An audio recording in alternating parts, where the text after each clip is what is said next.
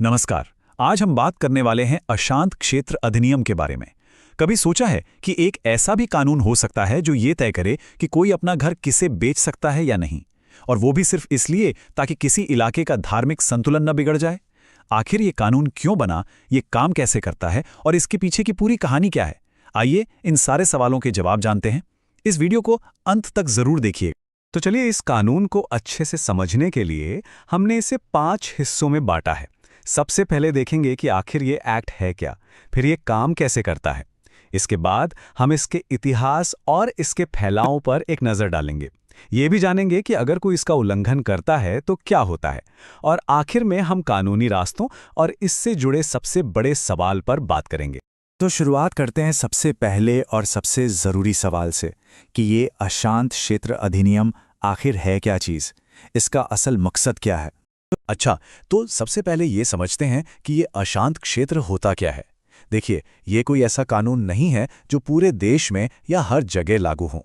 सरकार कुछ खास इलाकों को अशांत यानी डिस्टर्ब्ड घोषित करती है, और सिर्फ इन्हीं इलाकों में अगर दो अलग अलग धर्मों को मानने वाले लोग आपस में कोई प्रॉपर्टी खरीदना या बेचना चाहते हैं तो उन्हें पहले सरकार से इजाज़त लेनी पड़ती है। लेकिन सवाल ये है कि भाई, ऐसा करने की ज़रूरत क्यों पड़ती है?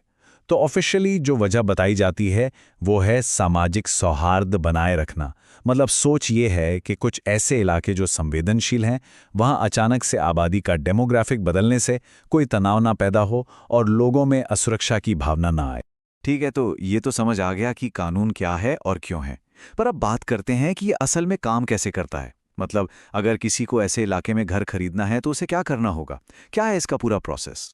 ये पूरा प्रोसेस आप कह सकते हैं कि 3 स्टेप्स का है, और इसमें सबसे बड़ा रोल होता है डिस्ट्रिक्ट मजिस्ट्रेट यानी डीएम का। देखिए, सबसे पहले जो खरीदार है उसे डीएम के पास एक एप्लीकेशन देनी होती है। फिर डीएम का ऑफिस उस पूरे इलाके का इंस्पेक्शन और एक सर्वे करता है, और आखिर में उसी सर्वे के आधार पर डीएम लिखित में ये फैसला देता है कि इस बिक्री को मंजूरी दी जाए या नहीं। मतलब आखिरी फैसला डीएम का ही होता है।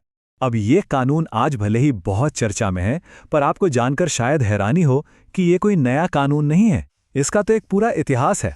चलिए देखते हैं कि इसकी कहानी शुरू कहाँ से हुई और आज ये कहाँ पहुँच चुकी है। इसकी कहानी देखिए दशकों पुरानी है। बात शुरू होती है 1986 में, जब गुजरात में पहली बार इसका बिल लाया गया। फिर 1991 में इसे गुजरात में लागू कर दिया गया, और आज देखिए राजस्थान सरकार भी कुछ ऐसा ही कानून लाने पर विचार कर रही है। और यहीं पर एक बहुत ही दिलचस्प, बल्कि कह सकते हैं कि एक चौंकाने वाला फैक्ट सामने आता है। ज्यादातर लोगों को शायद यही लगता होगा कि ये कानून किसी हाल फिलहाल की सरकार ने बनाया है, लेकिन नहीं। सच तो ये है कि जब 1986 में बिल आया और 1991 में ये कानून गुजरात में लागू हुआ, तो दोनों ही मौकों पर वहां कांग्रेस पार्टी की सरकार थी। चलिए, कानून समझ लिया, प्रोसेस भी जान लिया, लेकिन अगर कोई इन नियमों को न माने तो, अगर कोई इसे बाईपास करने की कोशिश करे तो भाई इसके परिणाम काफी गंभीर है। सबसे पहले तो अगर कोई बिना परमिशन के ऐसी जगह पर प्रॉपर्टी खरीदता है तो उसे 3 से लेके 5 साल तक की जेल की सजा हो सकती है। और बात यहीं खत्म नहीं होती। जेल तो है ही, साथ में उस प्रॉपर्टी की जो वैल्यू है उसका 10% तक का जुर्माना भी लग सकता है। तो एक नज़र में देखें तो सज़ा क्या क्या है। प्रॉपर्टी सील हो सकती है, 3 से 5 साल की जेल हो सकती है, प्रॉपर्टी की कीमत का 10% तक जुर्माना लग सकता है, और हाँ, ऐसा भी हो सकता है कि जेल और जुर्माना दोनों एक साथ लगा दिए जाएं। अच्छा, तो मान लीजिए कि डीएम ने एप्लीकेशन रिजेक्ट कर दी, तो क्या सब कुछ वहीं खत्म हो जाता है? क्या कोई और रास्ता है? और इन सब के अलावा ये पूरा कानून एक बहुत बड़े सवाल को भी जन्म देता है। चलिए आगे इसी पर बात करते हैं। जी नहीं, डीएम का फैसला आखिरी नहीं होता। हमारे कानून में अपील का पूरा सिस्टम है। अगर किसी को लगता है कि फैसला गलत है तो वो इसे पहले हाई कोर्ट में और फिर सुप्रीम कोर्ट में भी चुनौती दे सकता है। और यहीं पर हम इस कानून से जुड़े सबसे बड़े और शायद सबसे मुश्किल सवाल पर आते हैं।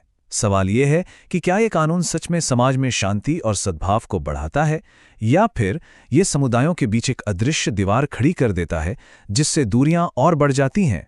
देखिए, जो लोग इस कानून के पक्ष में हैं, उनका तर्क ये है कि ये एक प्रैक्टिकल कदम है।